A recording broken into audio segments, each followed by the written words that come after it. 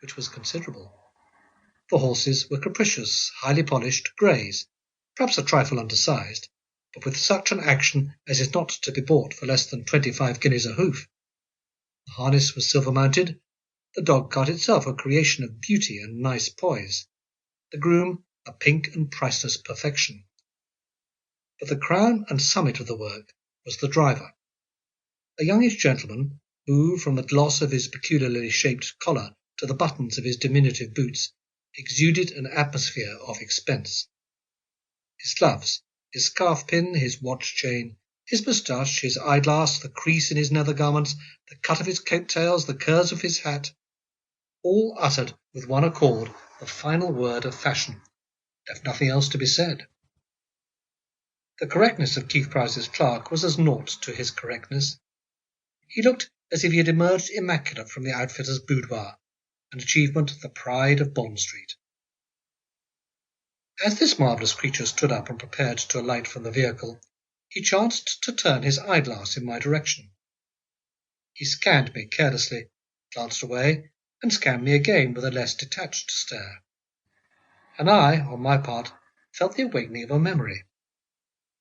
"That's my cousin Sullivan," I said to myself. "I wonder if he wants to be friends." Our eyes coquetted. I put one foot into the roadway, withdrew it, restored it to the roadway, and then crossed the street. It was indeed the celebrated Sullivan Smith, composer of those so successful musical comedies, The Japanese Cat, The Arabian Girl, and My Queen. And he condescended to recognize me. His gestures indicated, in fact, a warm desire to be cousinly. I reached him. The moment was historic. While the groom held the wheeler's head and the twin menials assisted with dignified inactivity, we shook hands.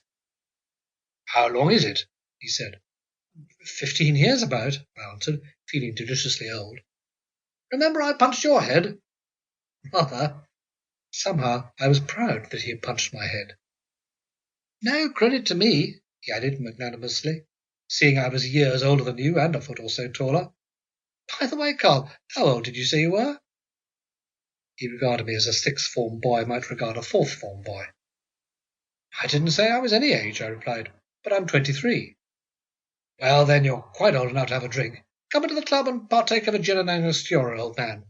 I'll clear all this away."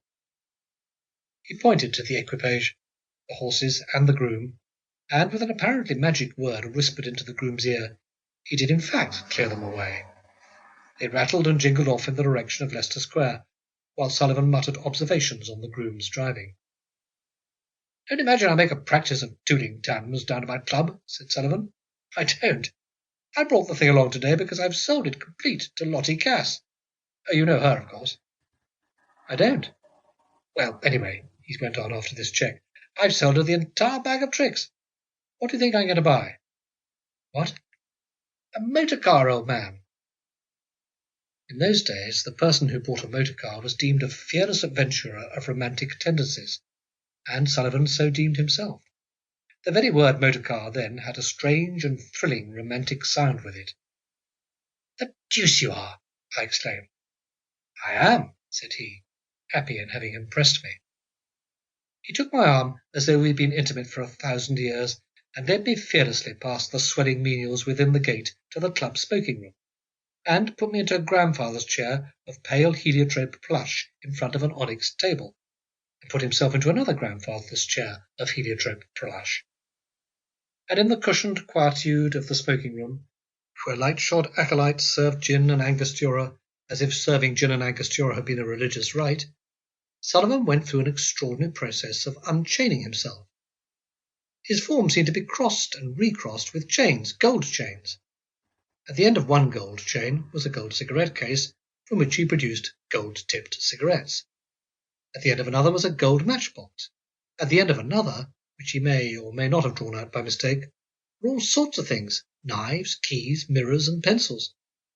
Singular ceremony. But I was now in the world of gold. And then smoke ascended from the gold-tipped cigarettes as incense from censers, and Sullivan lifted his tinted glass of gin and angostura, and I, perceiving that such actions were expected of one in a theatrical club, responsively lifted mine.